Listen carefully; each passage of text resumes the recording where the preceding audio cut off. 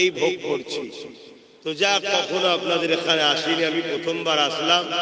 সংক্ষেপ সময়, আমি আসার সময় দেখছিলাম এক ভাই স্লোগান দিচ্ছে, সম্ভবত আপনি ইমাম সাহেব নাকি, স্লোগান দিচ্ছিলেন আই লাভ মোহাম্মদ সাল্লাল্লাহু আলাইহি সাল্লাম, স্লোগান দিচ্ছিলেন। তার মানে উত্তরপ্রদেশের কানপুরের যে ঘটনা, সেটাকে কেন্দ্র করেই এই স্লোগান দিচ্ছেন। অ্যাকচুয়ালি ইসলাম কোনো ফটো, মূর্তি, ভাস্যকরের ধর্ম নয় যে ব্যানারে লিখলেই যে প্রেম হয়ে যাবে, না লিখলে প্রেম নয়, এমনটা নয়। তবে কেউ যদি লেখে, দেশ তাকে অধিকার দিয়েছে, তাকে রুকার অধিকার কারো নাই। যারা রুখছে তারা অবশ্যই সংবিধান বিরোধী, দেশ বিরোধী, তারা অন্যায় করছে। তো যাক, আমার রাসূল পাক সাল্লাল্লাহু আলাইহি সাল্লাম থেকে আমাদেরকে সরাবার চেষ্টা আজকে নতুন নয়, যুগ যুগ ধরে হয়ে আসছে। এর কারণ আমার রাসূলকে নিয়ে বিশ্বের প্রত্যেকটা জালিমরা আতঙ্কে আজও আছে। বিশ্বের প্রত্যেকটা সন্ত্রাস, জালিম, বদমাই, লুটেরা, খুনি, সমাজ বিরোধী, ইনসাফ বিরোধী, ইনসানিয়াত বিরোধী, মানবতার বিরুদ্ধে যারা, তারা আমার রাসূলকে নিয়ে আজও আতঙ্কে আছে। কেন? আমার রাসূল ইনসাফের নাম, আমার রাসূল ইনসানিয়াতের নাম, আমার রাসূল মানব বন্ধনের নাম, আমার রাসূল প্রেমের নাম, আমার রাসূল ভ্রাতৃত্বের নাম, আমার রাসূল ঐক্যের নাম, আমার রাসূল ক্ষুধার্ত মানুষকে খানা খাওয়াবার নাম, বিধবাকে আশ্রয় দিবার নাম, এতিমের অধিকার দিবার নাম, সমাজে অন্যায় মিটিয়ে ন্যায় প্রতিষ্ঠিত করার নাম হলো মুহাম্মদুর রাসূল। জোরে বলুন সুবহানাল্লাহ, আরো জোরে বলুন সুবহানাল্লাহ। আরো একটা কথা বলি, আসার সময় আমার ভাইরা নিয়ে আসছিলেন আনন্দ করে, স্লোগান দিয়ে। স্বাভাবিক, তারা ভালোবাসে, তাদের পীর ভাই এসেছে, আনবে, এটা অন্যায় কিছু নয়। কিন্তু একটা কথা মাথায় রাখতে হবে, আপনার ধর্ম আপনার কাছে, অন্যের ধর্ম অন্যের কাছে। আপনি অমুসলিমদের পাড়াতে যখন আসবেন, সেখানে যদি আপনি আপনার ধর্মীয় স্লোগান দেন, এটা আমি ঠিক পছন্দ করি না।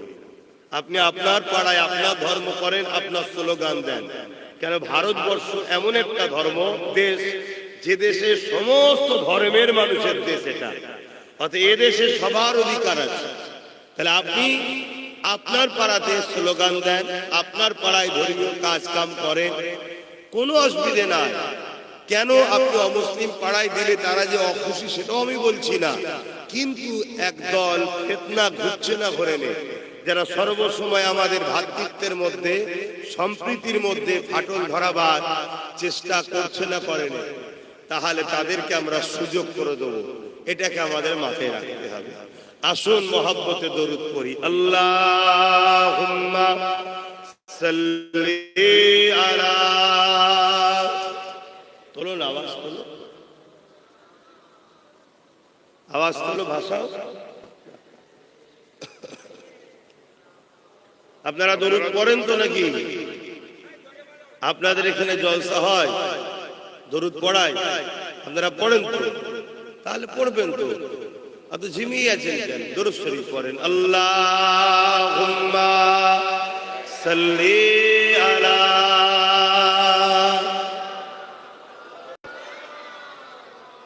ওয়ালা আলি সাইয়্যিদিনা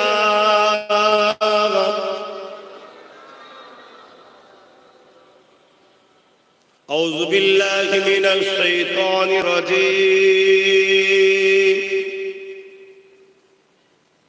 بسم الله الرحمن الرحيم.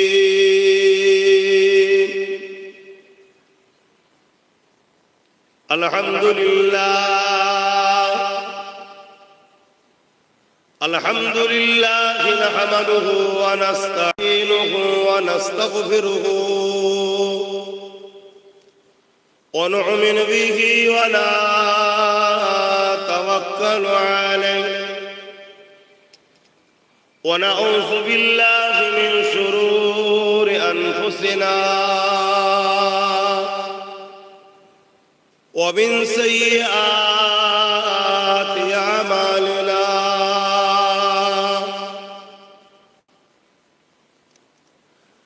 من يهدي الله فلا مضل له ومن يضلله فلا هادي له ونشهد أن لا إله إلا الله وحده لا شريك له ونشهد أن سيدنا وحبيبنا ومولانا محمدا عبده ورسوله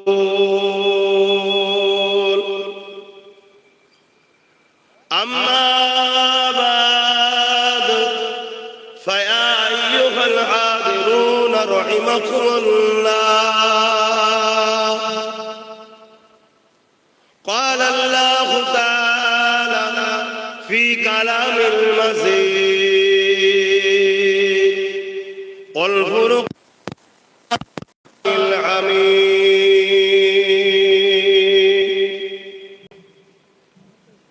إن الله وملائكته يصلون على النبي يا أيها الذين آمنوا صلوا عليه وسلموا تسليما اللهم صل على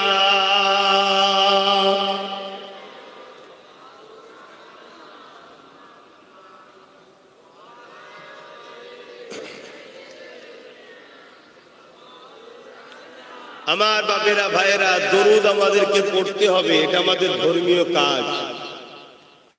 যে রাসূলের নাম শুনে দরুদ পড়ল না তার মতো বখিল কঞ্জুস আর কেউ নেই। আল্লাহ লানত হয় তার উপরে, সে অবশ্যই ধ্বংসপ্রাপ্ত হবে।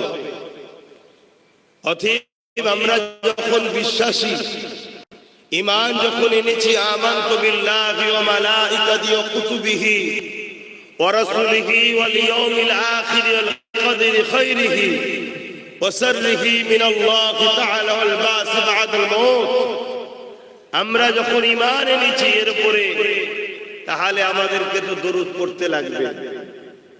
মনে রাখবেন, এই জিন্দেগি চিরস্থায়ী নয়। কত যুবক ছেলে রাস্তা ঘাটে বিভিন্ন সময় বিভিন্ন অ্যাক্সিডেন্টেও মারা যাচ্ছে, কত ছোট ছোট বাচ্চা মারা যাচ্ছে, কারো দাদু রয়ে গেছে, নাতি পুতা চলে গেছে। মৃত্যু কিন্তু সবার একদিন হবে। কুল্লু নাফসিন যায়িকাতুল মউত। তাই দুদিনের দুনিয়ায় মহান স্রষ্টা আমাদেরকে পাঠিয়েছে পরীক্ষার জন্য।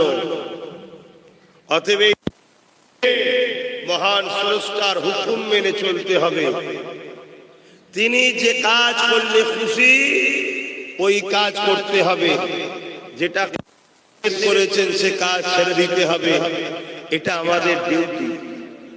রাসূল পাক সাল্লাল্লাহু আলাইহি সাল্লামের উপরে দরুদ পড়ার হুকুম আল্লাহ নিজে দিয়েছেন। ইন্নাল্লাহা বেশক मैं खुदा व मलाइकतहु, साथ में मेरे फरिश्तों युसल्लून अला नबी, নবীর পর দরুদ পাঠায় আল্লাহ ও ফেরেশতা।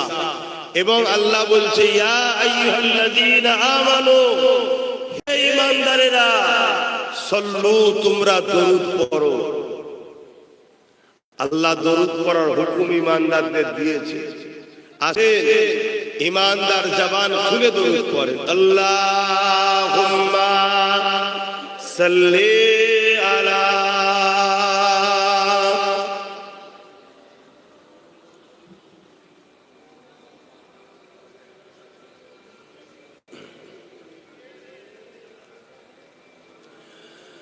मेरे आँखों की बुझली में जलवा है मोहम्मद का, मेरे दिल के आईने में नक्शा है मोहम्मद का। कोई जन्नत में जाएगा कोई दोज़ख में पहुंचे मदीने की तरफ दौड़े दीवाना मोहम्मद का अल्लाहुम्मा सल्ली अला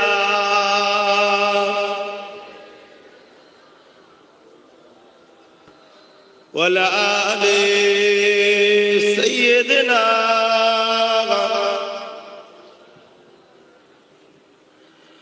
पैगंबरों का रोज़ा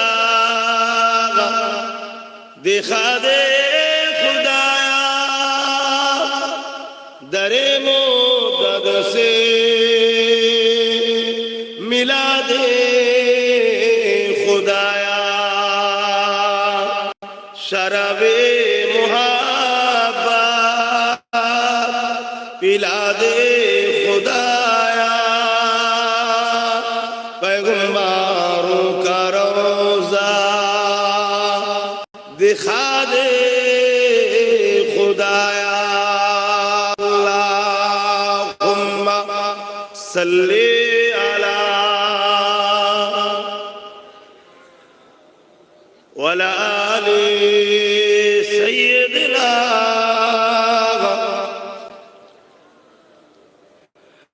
कलमे ला इलाहा इल्लल्लाह ला इलाहा इल्लल्लाह मुहम्मदुर रसूलुल्लाह हस्बी रब्बी जल्लल्लाह मा फी क़ल्बी खैरुल्लाह नूर मुहम्मद सल्लल्लाह हक़ ला इलाहा इल्लल्लाह ला इलाहा इल्लल्लाह मुहम्मदुर रसूलुल्लाह अल्लाहुम्मा सल्ली अला मौलाना मुहम्मद वला आले सय्यदना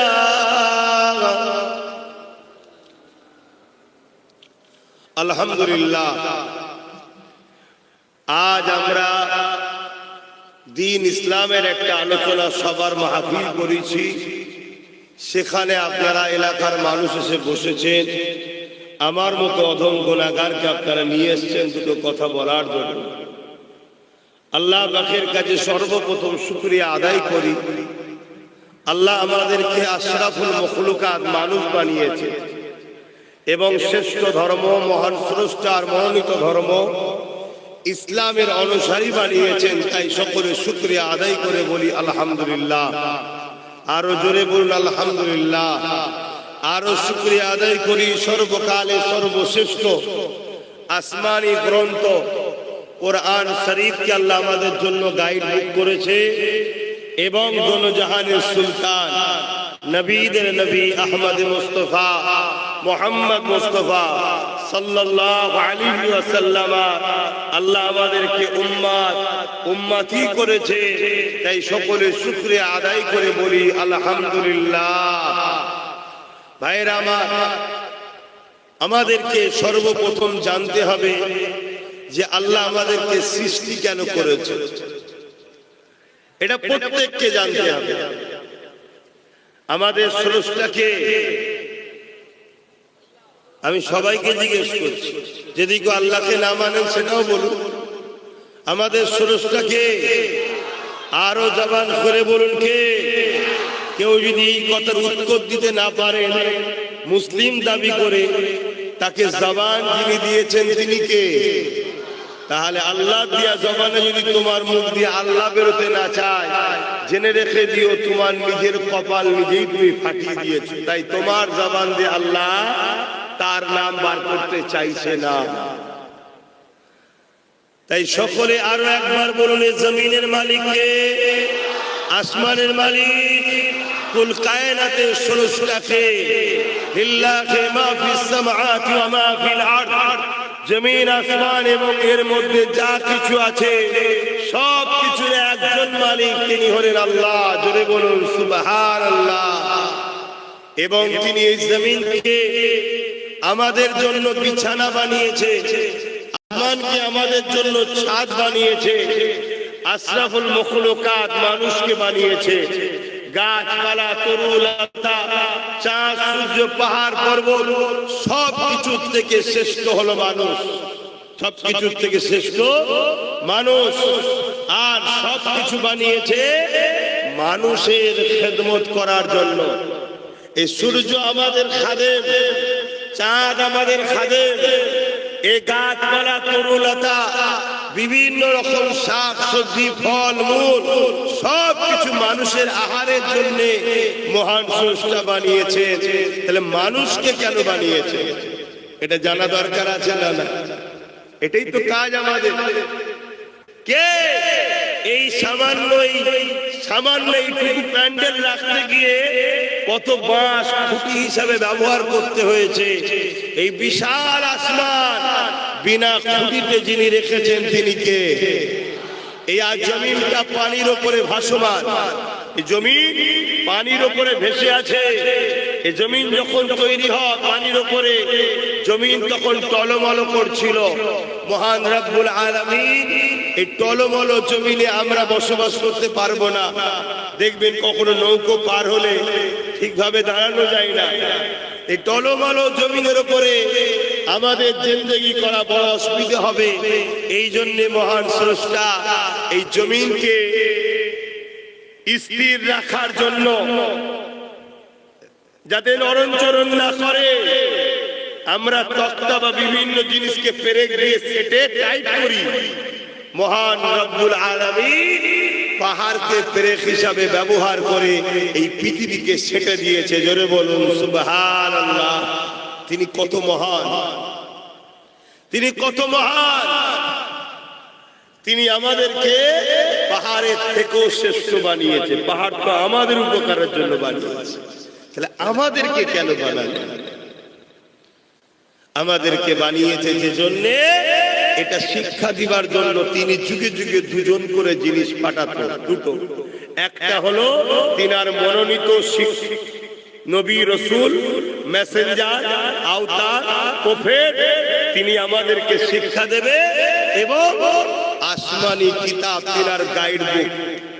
কেন আমাকে যিনি বানিয়েছে, আমার থেকে আমার জন্য কোনটা ঠিক কোনটা বেঠিক তিনার থেকে বেশি ভালো কেউ জানে না। প্রতিটা জিনিস দেখবেন, ঘড়ি কিনলে ঘড়ির সাথে একটা নোটবুক দেয়, মোবাইল কিনলেন মোবাইলের সঙ্গে একটা গাইড বুক দেয়। ঠিক তেমন মহান স্রষ্টা আমাদের জন্য যুগে যুগে আসমানি কিতাব পাঠিয়েছে, আর ওই কিতাবকে বুঝাবার জন্য নবী রাসূলদের পাঠিয়েছে, যাতে করে আমরা সঠিক রাস্তায় চলি। কিন্তু মানুষ সর্বসময় ইবলিস শয়তানের ধোঁকায় পড়ে ভুল রাস্তায় চলেছে। মহান স্রষ্টা আমাদেরকে পরীক্ষা নিবার জন্য এই জমিন নামক স্থানে পাঠিয়েছে, যেখানে গিয়ে আমার বান্দা বান্দি মানুষগুলো আমাকে ভুলে যায় নাকি দেখব। এটাই হলো আমাদের পরীক্ষা। ঠিক আজ থেকে 570 খ্রিস্টাব্দে বাড়ির রবিউল আউয়ালে সোমবার সাদেকে সময় সর্বকালে সর্বশ্রেষ্ঠ নেতা, সর্বকালে সর্বশ্রেষ্ঠ শিক্ষক, দোনোজাহানের সুলতান নবীরে নবী আহমদে মুস্তফা মুহাম্মদ মুস্তফা সাল্লাল্লাহু আলাইহি ওয়াসাল্লামকে আমাদের জন্য কিয়ামত পর্যন্ত যত মানুষ আসবে তাদের জন্য পথ প্রদর্শক রাসূল নবী করে পাঠিয়েছে। এবং তিনি যে কিতাব নিয়ে এসেছে ওই কিতাবটা হলো কোরআন শরীফ। ওই কোরআন হলো পৃথিবীর মানুষের জন্য মহান স্রষ্টার পক্ষ থেকে আখিরি চূড়ান্ত আসমানি গ্রন্থ কোরআন কালামুল্লাহ। এই দুটো জিনিস আমাদের জন্য মহান স্রষ্টা পাঠালেন। আমার নবী আসার আগে আরেকজন এসেছিলেন, जिनार नाम हल हजरते ईसा अलैहिस्सलाम। की नाम? हजरते ईसा अलैहिस्सलाम। তিনি এসেছিলেন, তিনি এসো মানুষকে লা ইলাহা ইল্লাল্লাহ, আল্লাহ के सिवा दूसरा कोई माबूद এবং সেই আল্লাহ কি জন্য তোমাদেরকে বানিয়েছে এই শিক্ষা দিয়েছে।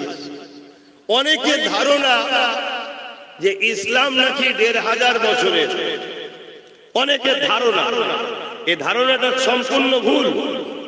ইসলাম তো সেদিন থেকে ধর্ম মানুষের জন্য হয় যেদিন এই পৃথিবীতে জান্নাত থেকে দুজন এসেছিলেন, একজনের নাম আদম আর একজনের নাম হাওয়া। আদমটা আমাদের কে হয়? জোরে বলুন। আমাদের আব্বা জান। আমাদের বলতে কি মুসলমানদের?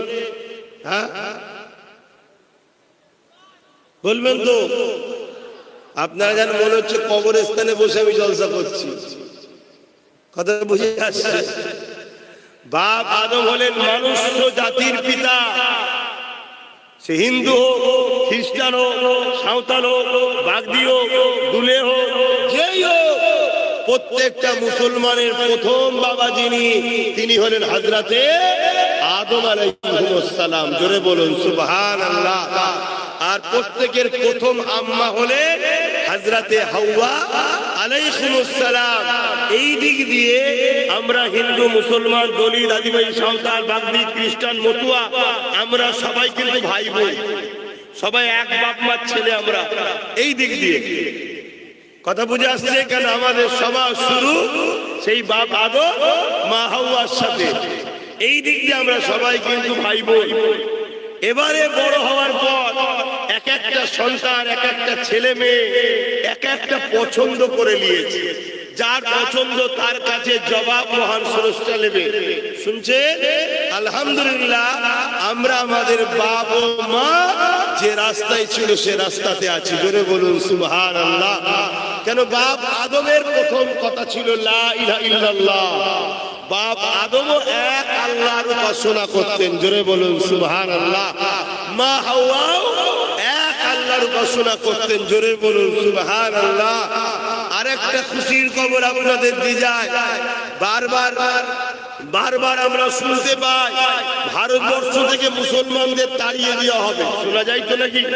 হ্যাঁ, অত সহজ নয়। ভারত হলো আমাদের বাপ আদমের দেশ। জোরে বলুন সুবহানাল্লাহ। এখান থেকে কে তাড়াবে? হ্যাঁ, বাপ আদম আলাইহিস সালাম ডাইরেক্ট জান্নাত থেকে ভারতবর্ষ হিন্দুস্তানে এসেছিলেন। জোরে বলুন সুবহানাল্লাহ। বাপ আদম আলাইহিস সালামের পায়ের ছাপ এখনো রয়েছে হিন্দুস্তানে। এখন দেশ ভাগ হয়ে যে শ্রীলঙ্কা হয়ে গেছে, তখন তো একসাথে ছিল। আমার মতো লম্বা হবে আমার বাপের পায়ের দাগ। কথা বুঝে আসছে? বিশাল পা। কেন? 60 হাত লম্বা ছিল আমাদের বাপ। কথা বুঝে আসছে? 60 হাত লম্বা ছিল। আগেকার মানুষরা এরকম লম্বা হতো। আস্তে আস্তে তো মানুষ বেটে হচ্ছে। আল্লাহ নবী বলেছে একেবারে শেষ জামানায় মানুষ এত ছোট হয়ে যাবে, বেগুন পাড়বে আঁশি দিয়ে। তাহলে কত ছোট হবে বুঝতে পারছেন? তো যাই হোক, আমাদের আব্বাজান আদম আলাইহিস সালাম ডাইরেক্ট জান্নাত থেকে হিন্দুস্তান আমাদের দেশে এসেছে। এ দেশ পৃথিবীতে একটাই দেশ আছে হিন্দুস্তান। বাকি পৃথিবীতে হিন্দুস্তানের মতো কোন দেশ পৃথিবীতে নাই। কিরকম? এ দেশে এমন কোন ধর্ম নেই যে ধর্মের লোক নিয়ে দেশে। কেন? সব ধর্মের লোকেরই বাপের দেশ এটা আদমের। জোরে বলুন সুবহানাল্লাহ। এটা হলো আমার দেশের গর্ব। আমার দেশেতে পৃথিবীতে এমন কোন ধর্ম নেই যে ধর্মের লোক আমার দেশে নাই। কথা কিছু বুঝাতে পারছি? কেন? এটা তো বাপ আদমের দেশ। বাপের দেশে বাপের সবকটা বেটা স্যাম্পেল আছে। মুসলমানও আছে, হিন্দু আছে, খ্রিস্টান আছে, আদিবাসী আছে, সাঁওতাল আছে, দুলে আছে, বাগদি আছে, মতুয়া আছে, কি না কি ধর্ম আছে, সব হিন্দুস্তানে আছে।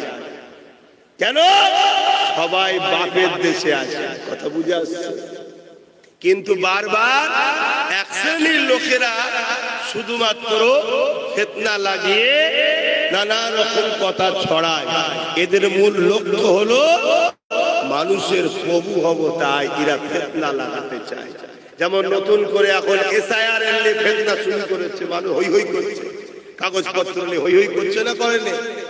এইসব পরিকল্পনা গরিব মারার পর মুসলমান মারবে, মুসলমান মারবে, অত সহজ নয় মুসলমান মারা। মুসলমানকে যারা মিটাতে গেছে তারা যে খোঁজ লিখে দাও, মিশরের পিরামিডের দাঁত কেলিয়ে পড়ে আছে ফেরাউন, খোঁজ লিখে যাও। যারাই চেয়েছিল তারাই মিটে গেছে। হ্যাঁ, গরিবকে ঘরে মারার একটা কল চলছে, গরিব শেষ করতে চাইছে। সে গরিবটা মুসলমান হোক আর অমুসলিম হোক, সবাই বিপদে আছে এখন। যাক, আমি ওইদিকে যাচ্ছি না, সময় কম এখন। আমি যে কথা বলছি, ডাইরেক্ট জান্নাত থেকে বাপ আদম আলাইহিস সালাম হিন্দুস্তানে এসেছে, তাই তো আমরা বলি সারে জাহাঁ সে আচ্ছা, বলুন हिंदुस्तान हमारा, सारे जहां से अच्छा हिंदुस्तान हमारा। क्यों ना हिंदुस्तान अच्छा हमारा? क्योंकि डायरेक्ट जन्नत के साथ कनेक्शन है हिंदुस्तान की। बोलिए सुभान अल्लाह। एवं बाप आदम अलैहिस सालामेर साथे नूरे मोहम्मद रसूल आदम अलैहिस सालामेर कपाले छिलेन, डायरेक्ट हिंदुस्ताने एसेছে। জোরে বলুন সুবহানাল্লাহ। আমরা গর্বিত নয়? আমরা কি আনন্দিত নয়? সেই বাপের ছেলে আমরা সবাই। জুড়া জুড়া আগে ছেলে হতো, একটা ছেলে একটা মেয়ে, কথা বুঝে আসছে? তারপর এইভাবে 40 জুড়া হয়েছে, 40 জুড়া হয়েছে, একটা ভাই একটা বোন। জুড়া জুড়া হতো, একটা পুত্র সন্তান, একটা কন্যা সন্তান।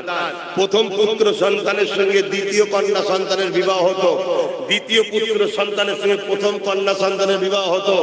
এভাবে 40 জুড়া হওয়ার পর তাদের বংশ বিস্তার যখন হতে শুরু করলো, মহান স্রষ্টা বলল এই নেকাটা এখন হারাম, বন্ধ হয়ে গেল, এবার একটু দূরে দূরে। এভাবে মানুষ জাতি পৃথিবীতে বিস্তার হয়েছে।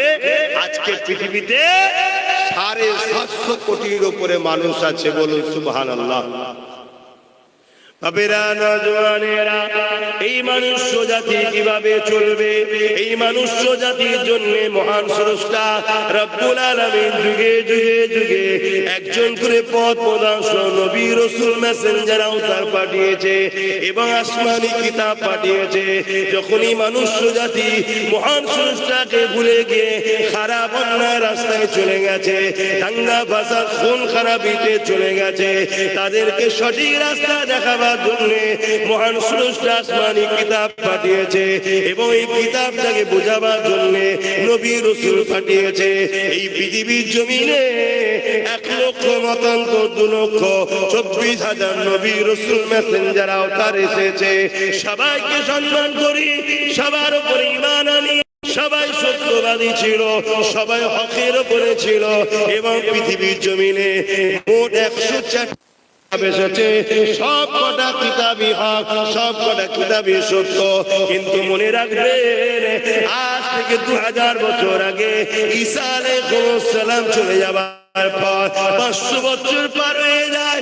এই পৃথিবীর জমিনে মানুষ আল্লাহকে ভুলে গিয়ে নিজেদের হাতে তৈরি করলো 360টা নকল খোদা। এক খোদা ছেড়ে দিয়ে 360টা নকল খোদা তৈরি করে তাদের উপাসনা করতে লাগলো। তারা এমন করে গরিবদের ঘরে বাজারে নিলামে তুলতে লাগলো। তারা কন্যা সন্তান হলে জেন্ত জেন্ত পুঁতে দিতে লাগলো। এ যুবকেরা মনে রাখবে, কন্যা সন্তান হলে জেন্ত জেন্ত পুঁতে দিতে লাগলো। আজকে যেমন আমেরিকা পৃথিবীর সুপার পাওয়ার, সেই দিনে সুপার পাওয়ার ছিল রোম, ছিল পারস্য, ছিল যারা এমন কিনা পৃথিবীর জমিনে অন্যায় অত্যাচার খুন খারাপিতে তারা ভরিয়ে দিয়েছিল। প্রভাবশালীরা, ক্ষমতাশালীরা নারীদেরকে ভোগের পাত্রী বানিয়ে দিয়েছিল।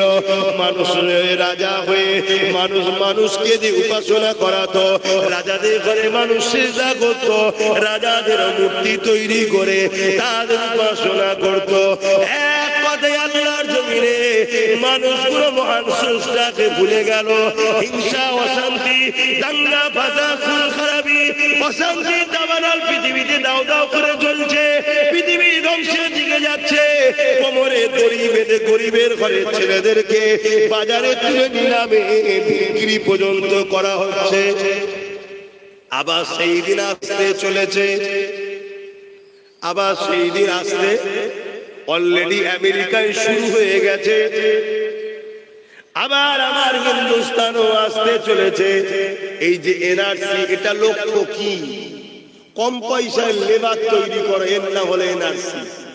কম পয়সায় লেবার তৈরি করো, গরিবের ছেলেদের ঘরে ক্যাম্পের মধ্যে রাখো, বড় বড় কোম্পানিরা আসবে, ওই ক্যাম্পের মধ্যে পুরো খাঁচা দিয়ে ঘেরা থাকবে, ফোর্স দিয়ে পাহারা থাকবে, ওখানে লেবার সব গরিবের ছেলেরা থাকবে, শুধুমাত্র জানটুকু বাঁচার জন্য খেতে পাবে।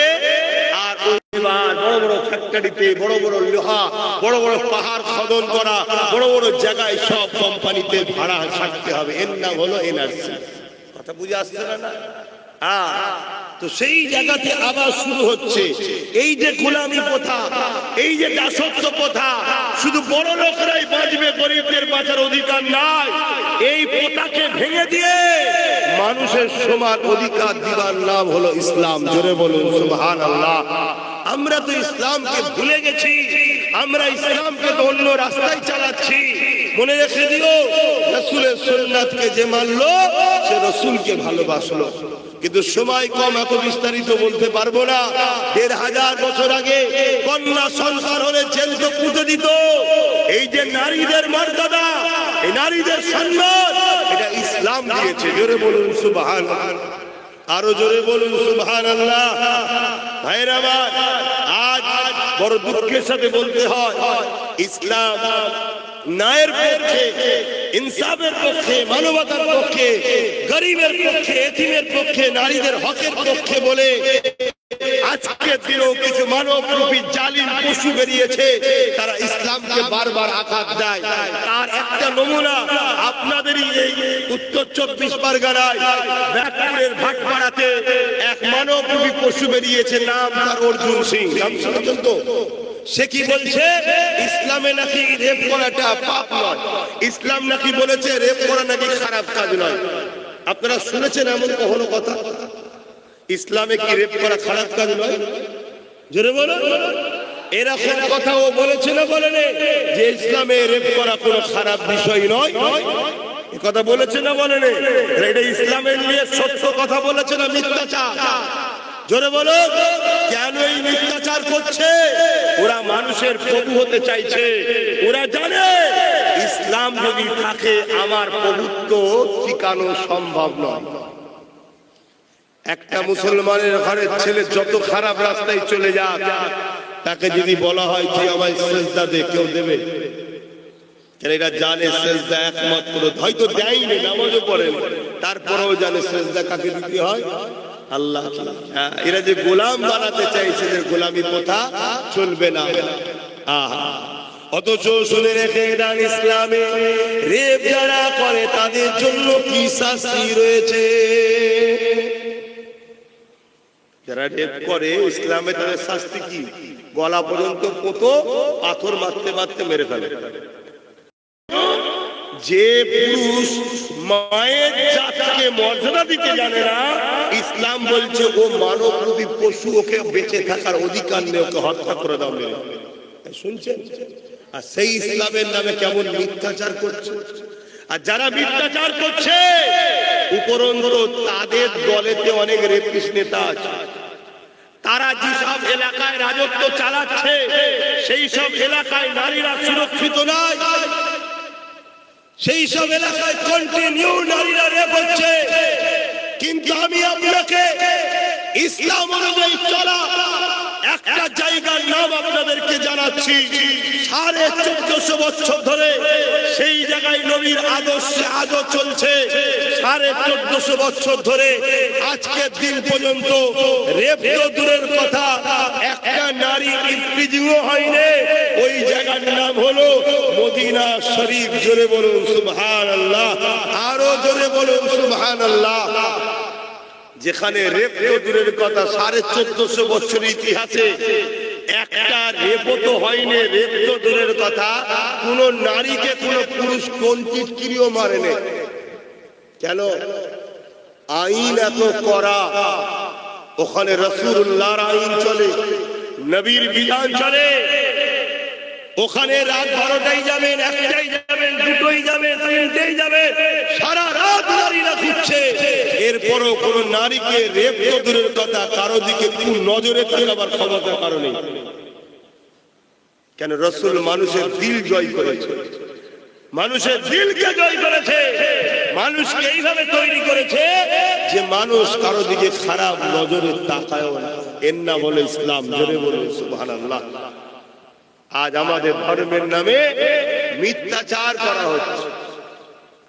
আমি এই মজলিস থেকেও চ্যালেঞ্জ দিচ্ছি, আসেন ইসলামের মোকাবিলায় কেউ যদি থাকেন, নারীদেরকে ইসলাম যে সম্মান দিয়েছে এই সম্মান কেউ কাউকে দিতে পেরেছে? ইসলামের মোকাবিলায় কেউ যদি থাকেন, আসেন আমরা ডিবেটে চ্যালেঞ্জে বসতে চাই। ইসলাম নিয়ে মিথ্যাচার ছড়াবেন না, ইসলাম নিয়ে মিথ্যা প্রচার করবেন না, ইসলাম নিয়ে মিথ্যা প্রোগ্রাম মিডিয়াতে করবেন না। ইসলাম তো সততার কথা বলে, ইসলাম তো মানবতার কথা বলে, ইসলাম তো প্রেমের কথা বলে, ইসলাম তো ভাতৃত্বের কথা, ইসলাম তো ঐক্যের কথা বলে। এই যুবকেরা ইসলাম নারীদেরকে কি মর্যাদা দিয়েছে। আল্লাহ নবী বলতে লাগলে, এ মক্কার মানুষেরা যারা এক আল্লাহকে মানত না, যারা কন্যা সন্তান হলে জেন্ত পুঁতে দিত, আল্লাহ নবী তাদেরকে বলতে লাগলো, এ দুনিয়ার মানুষেরা, মক্কার মানুষেরা, তোমরা নারীদেরকে জেন্ত কেন পুঁতে দাও? তারা বলতে লেগেছিল, মুহাম্মদ, নারীরা হলো অশুভদের বাঁচার অধিকার নাই। আল্লাহ নবী তাদেরকে বুঝাতে লাগলে, না, নারীদের কোনো অশুভ নয়, নারীদের কি দোষ আছে? মহান স্রষ্টা যিনি মায়ের পেটে পুত্র সন্তান বাড়ায়, তিনি তো কন্যা সন্তান বাড়ায়। কেননা পুত্র সন্তানেরও দরকার, কন্যা সন্তানেরও দরকার। পুরুষ আর নারীর বিবাহ মধ্য দিয়ে এই জমিনের উপরে সন্তান তৈরি হবে, এই মিলনের মাধ্যমে এই জমিনের সন্তান তৈরি হবে। এই জন্য তো মহান স্রষ্টা এই সিস্টেমটা চালু করে রেখেছে। তাই তোমরা কন্যা সন্তানকে মেরে দিও না। আল্লাহ নবী আরো বুঝাতে লাগলে, কারো ঘরে যদি প্রথমে কন্যা সন্তান হয়, এর মানে ওই বাবাকে মহান স্রষ্টা জান্নাতের সংবাদ দেয়।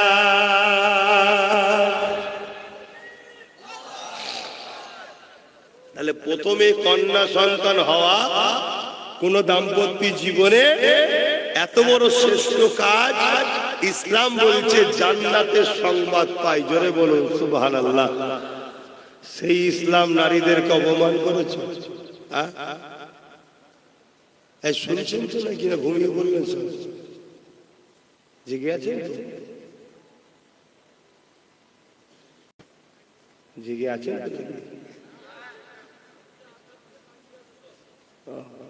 না একটুখানি সাথ না দিলে আর হয় না।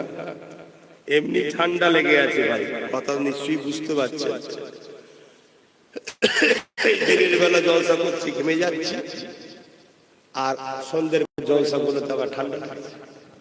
এখন ঠান্ডা গরম হচ্ছে। তো যাক, আমি কথা বলছি, তাহলে ইসলাম নারীদেরকে কত সম্মান দিয়েছে, যে কন্যা সন্তান হলে মহান স্রষ্টা কি বলছে? জান্নাতের শান্তি সংবাদ ওই পরিবারকে আল্লাহ দিল। জোরে বলুন সুবহানাল্লাহ।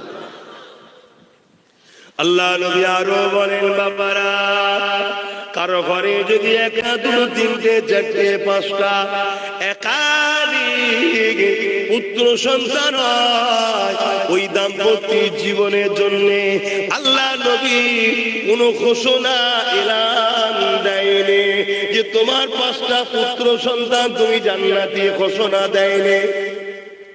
দিয়েছে নাকি?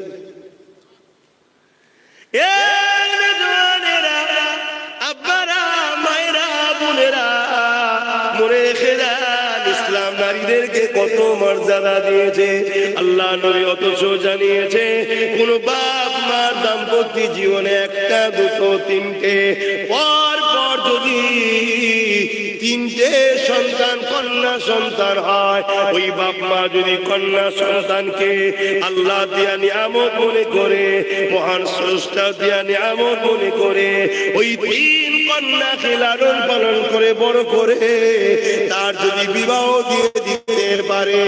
আল্লাহ নবী দুটো আগুন খুলে দেখাচ্ছে যেভাবে পাশাপাশি রয়েছে ওই তিন কন্যার বাবা আর আমি রাসূলুল্লাহ আল্লাহর জান্নাতে পাশাপাশি থাকিব। আরো জোরে বলুন সুবহান।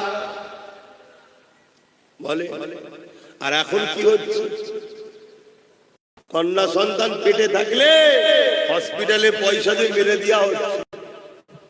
এরা মানুষ, এরা সব মানবরূপী দুপায়ে পশু, যারা নারী সন্তান হওয়ার জন্য তাকে এত অবজ্ঞা করে। মনে রেখে দিও, আল জান্নাতু তাহতা আকদামুল উম্মাহাত। প্রত্যেকটা পুরুষের জান্নাত হলো নারীর পায়ের তলায়। প্রত্যেকটা পুরুষের জান্নাত কোথায় বলো? নারীর পায়ের তলায়। আল জান্নাতু তাহতা আকদামুল উম্মাহাত। প্রত্যেকটা ছেলে অর্থাৎ পুরুষ, ছেলে তো পুরুষই হয়, তার জান্নাত তার মায়ের পায়ের তলায়। মা তো নারী হয়, নারীর পায়ের তলাতে শ্রেষ্ঠ নিয়ামতের জায়গা জান্নাতকে ইসলাম রেখেছে। জোরে বলুন সুবহানাল্লাহ।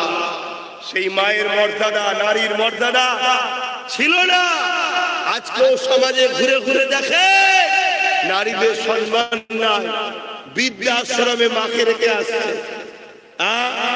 কোন ছেলে যদি তার মা ওই ছেলের ব্যবহারে যদি একবার আওয়াজটা করে, আল্লাহ রসুল বলছে ওই ছেলে জাহান্নামে যাবে। পৃথিবীর সব মলি সাহেবদের দিয়েও দোয়া করিয়ে জান্নাতে নিয়ে যেতে পারবেন ওই ছেলেকে। শুনছো? মা বাপকে ভালোবাসবে। মা হলো জান্নাত আর বাপ হলো জান্নাতের দরজা। ভালোবাসবে, পিয়ার করবে। তো সময় কম কি হবে, সময় কম, আলোচনা করতে সময় এক্ষুনি আজ না, সম্ভব না। আমি অন্য জায়গায় টাইম দিয়ে রেখেছি, সময় নেই। তো যাই হোক, আমি এসেছি তো কি হয়েছে? আমি এসেছি, এই তোমার কপাল ভালো, আমি এসেছি তোমার কাছে। আমি এসেছি, এটাই তোমার কপাল অনেক ভালো। বাপ, এটাই কপাল ভালো যে এসে গেছি। না এলে ব্যাস হয়ে যা হয়ে যাবে। শুনছেন তো? তাহলে ইসলাম নারীদেরকে কত সম্মান দিয়েছে। সেই ইসলাম কে আজকে আঘাত দেওয়া হচ্ছে। অনেকে আবার বলে যে এতই যখন মর্যাদা দিয়েছ তাহলে বোরখা পরাও কেন, হিজাব পরাও কেন, পর্দা রাখো কেন? শোনো, আমরা রাখবো কেন? ইসলাম অর্থাৎ মহান স্রষ্টা নারীদেরকে পর্দার কথা বলেছে। কেন? পর্দায় নারীর মর্যাদা, দাম, মূল্যকে বুঝিয়েছে। জোরে বলুন সুবহানাল্লাহ। যে জিনিস যত দামি হয় তার প্যাকিং তত দামি হয়। যে জিনিস যত দামি হয় তার সিকিউরিটি তত দামি হয়। যে জিনিস যত দামি হয় তার নিরাপত্তা তত দামি হয়। যে জিনিস যত দামি হয় তাকে তত সাবধানেও রাখতে হয়। পুরুষরা হলো রাস্তার ফুটপাতের পাথরের ন্যায়, আর নারী হলো হীরের ন্যায়। জোরে বলুন সুবহানাল্লাহ। তাই হীরেকে লাল কাপড় জড়িয়ে, মখমলের কাপড় জড়িয়ে আলমারির এই পর্দা দিয়ে বুঝিয়ে দিয়েছে তোমাকে আমি বড় নিয়ামতওয়ালা, ইজ্জতওয়ালা, দামি করেছি। তাই তোমাকে নিরাপত্তায় রাখতে হবে, তোমায় সিকিউরিটি হয়ে থাকতে হবে, তোমাকে ঢেকে রাখতে হবে, তোমাকে ফেলে রাখার জিনিস নয়, খুলে রাখার জিনিস নয়। কেন? তুমি হিরে চুরি হয়ে যাবে। পুরুষ ও রাস্তার পাথর। কথা বুঝে আসছো তো নাকি? তাহলে বলো, সেই ইসলামের উপরে মিথ্যাচার হচ্ছে, এটাই আমাদেরও দোষ আছে না? আমাদেরই তো দোষটা বেশি। কেন? আমরা আমাদের ধর্ম থেকে তো সরে গেছি, ইসলামের আদর্শ থেকে অনেক সরে গেছি। তাই যে যা খুশি বলে লিখছে ইসলাম দিয়ে। তো যা আসেন, একটু সালাম পড়িয়ে দোয়া করতে হবে। একটু সালাম দেবো, দাঁড়িয়ে দেন তো নাকি? আসেন ইয়া নবী সালাম।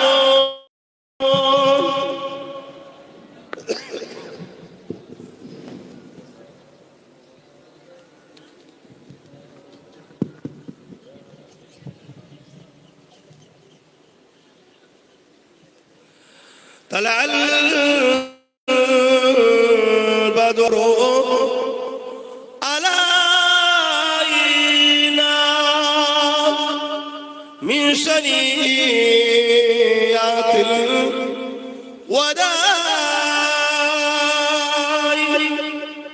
وجب الشكر علينا ما دعا لله أهداي يا نبي سلام يا رسول يا حبيب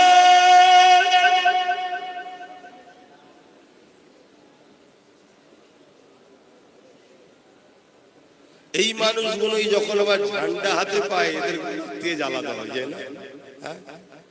কি অবস্থা! তোমাদের দেখে আমার আফসোস হচ্ছে, তোমাদের দেখেই আমার আফসোস হচ্ছে যে কি অবস্থা মুসলমানদের।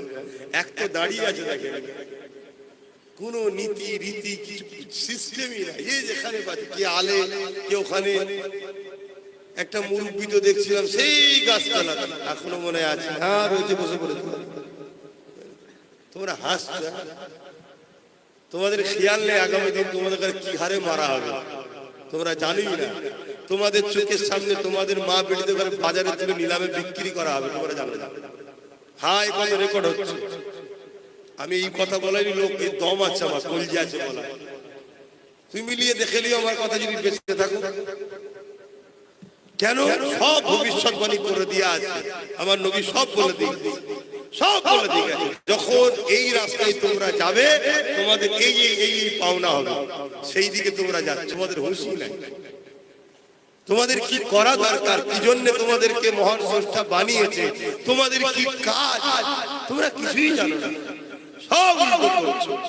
আজকে জায়গায় এসেছো, সেখানে দেখো না হাল দেখো, কোথায় কোথায় সব ছড়িয়ে ছিটিয়ে, যেন মনে যে কি একটা হচ্ছে। তাহলে বলো, একটা তোমরাও সাথ দিলে তবে তো আমরাও দুটো কথা বলতে পারি। আল্লাহ রসুল বলেছে,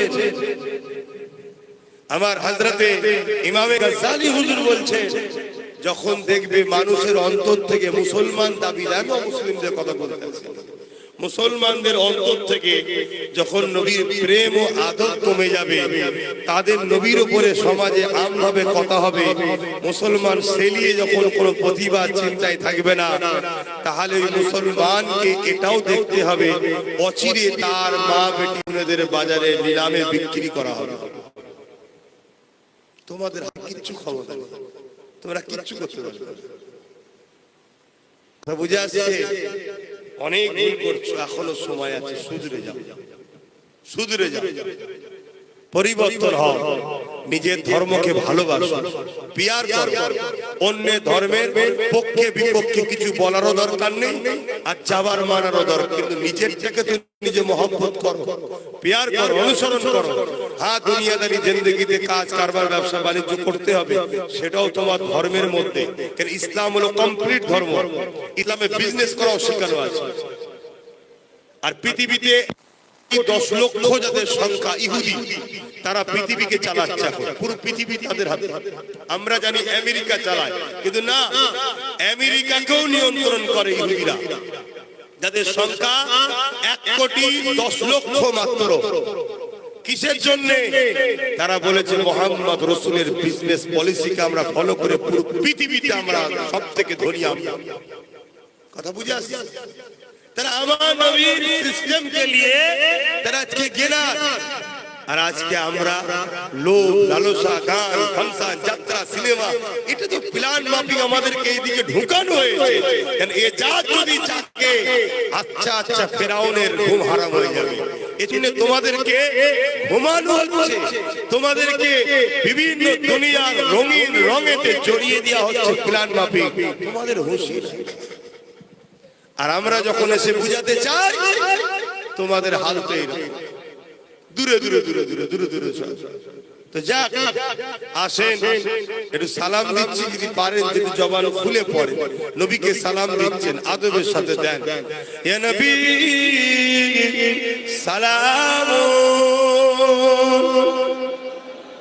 ইয়া রাসূল, ইয়া হাবিব,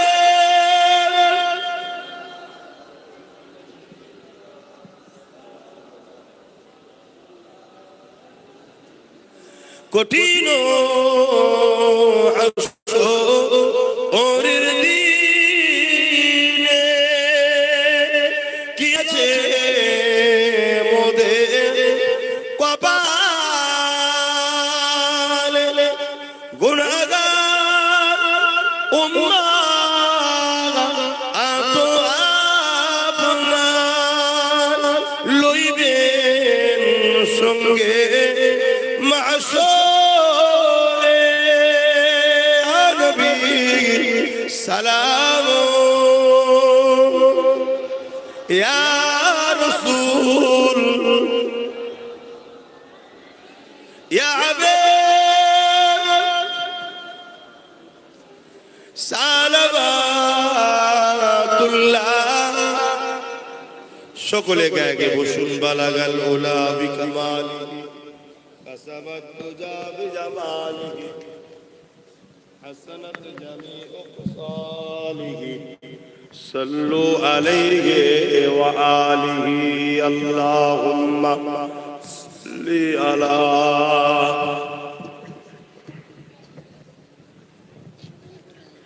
সকলে বিসমিল্লাহ শরীফের সঙ্গে দরুদ শরীফ, সূরা ফাতিহা থেকে ইখলাস শরীফ তেলাওয়াত করুন, দোয়া চাওয়া হবে।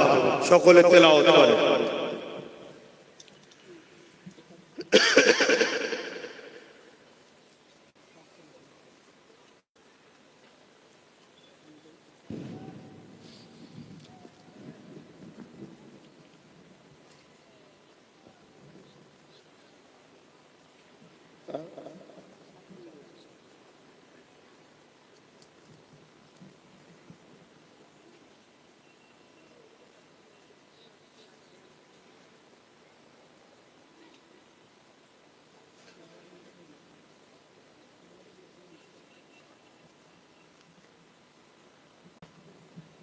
যে যা বলেছেন আমাকে হাওলা করুন।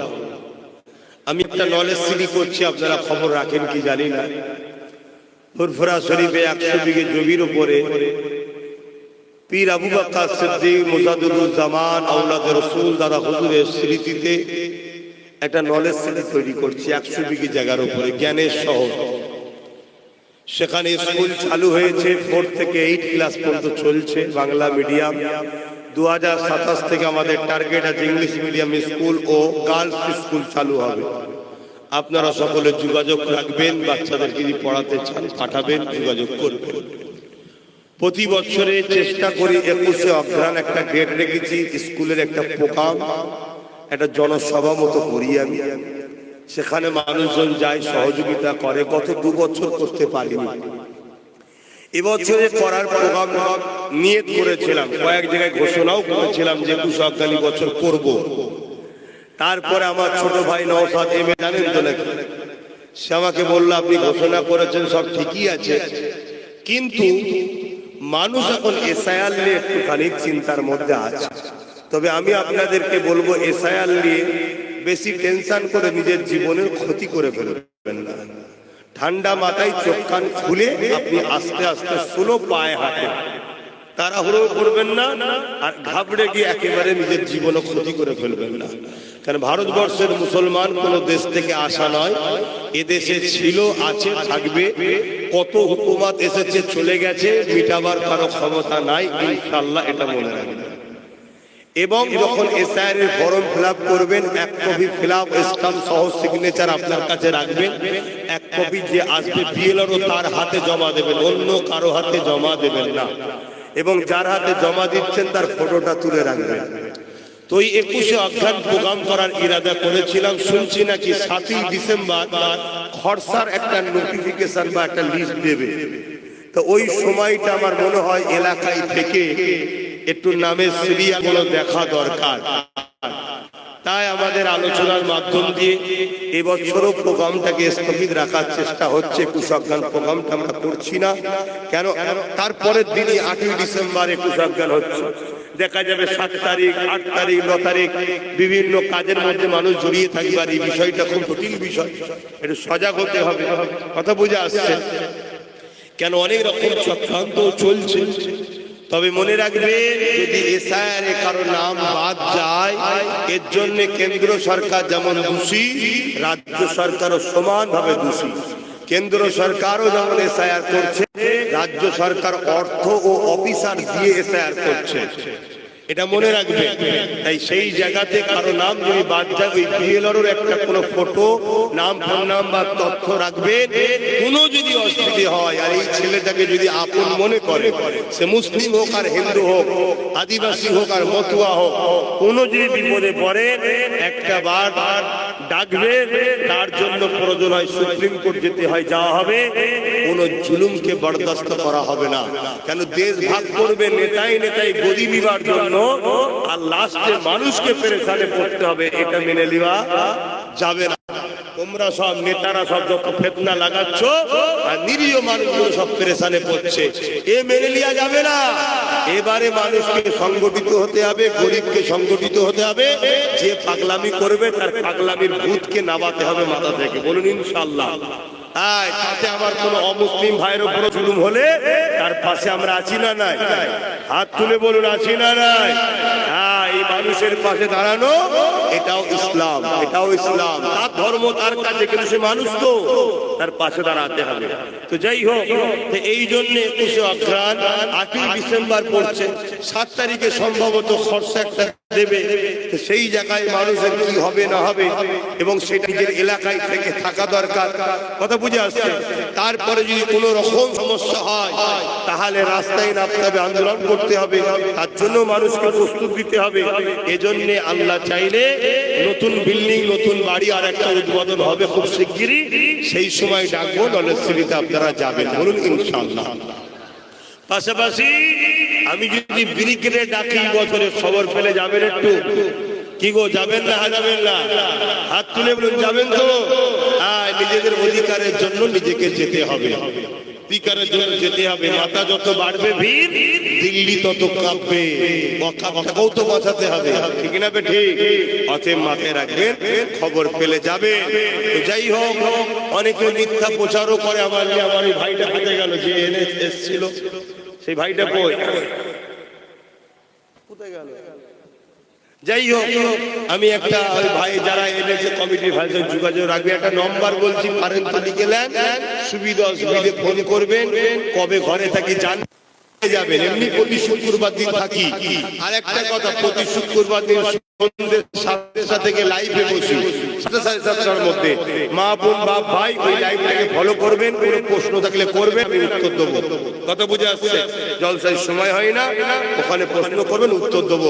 নাম্বারটা লিখে নেন, 9830825982। আর আমার উলামা আলেম ইমাম ভাইদের বলবো, আসেন, সংগঠিত হই। অনেকে মুরগি পোষে চাল খাইয়ে, কেন? মোটা তাজা করে সময় এলে, কুটুম আসলে জবাই করে খাবে। তাই আপনাদের ঘরে কোনো ভিক্ষা খাইয়ে হাসাচ্ছে। সময় আছে, ভিক্ষা নয়, নিজের জায়গাতে এসে দাঁড়িয়ে যাও। নিজে সংগঠিত হও, নিজে ওই হও, নিজের ক্ষমতা নিজে বুঝে নাও। নিজের যা চাওয়া পাওয়া নিজে নেবো, ভিক্ষার করে তাক্কা করবো কেন? তো যাই হোক, আর কথা নয়, আসেন, আল্লাহ দরবার দোয়া আছে। আল্লাহুম্মা আমিন। আয় আল্লাহ, হাবিবের খাতে রহমত করে আমার পূর্বে ওলামারা আলোচনা করেছেন। এখন আমাকে যা বলালেন বললাম, বলার মধ্যে কিছু ভুল ভ্রান্তি হলে মাফ করে দিন আল্লাহ। সংক্ষেপ সময়, আসরের পর থেকে একেবারেই তো সময় কম। মালিক ভাইরা এইভাবেই নিয়ে এসেছিলেন, এই সংক্ষেপ সময় একটু হাজিরি দিলাম। আল্লাহ এই অল্প সময়ের দিনের একটিগত কথা বললাম, ভাইদেরকে নিয়ে বিপদ আপদ থেকে বাঁচার জন্য কিছু নসিহত করলাম। আল্লাহ এই বিপদ আপদ থেকে আপনি আমাদের সকলকে হেফাজত করবেন, আমাদের জান মাল ইমান ইজ্জতকে হেফাজত করবেন, সমস্ত বুরাই খারাপ রাস্তা থেকে দূরে রাখবেন।